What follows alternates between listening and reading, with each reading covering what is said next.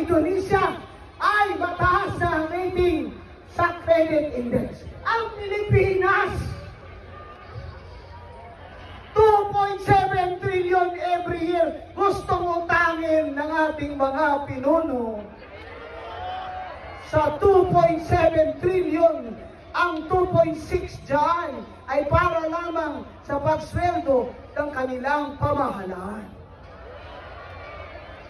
Habang ang budget natin na hawak ng ating mga congressman at speaker at mga senador, na galing dapat ang calculation, komputasyon kung magkano ang may income ng Pilipinas galing sa ating taxes at sa ating GDP, ay lobo-lobo na ang budget.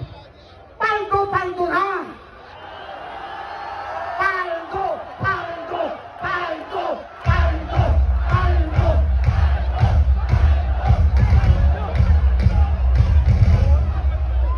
Paldo na, Congressman.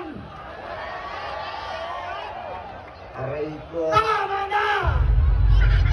Tama na! Tama na!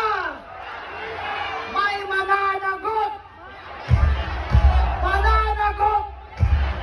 Mananagot! Maraming salamat mga kapatid. Pagpalain sana tayo ng mahal na Diyos. Mga kapatid, pasalamatan natin, Atty. Rowena Benson.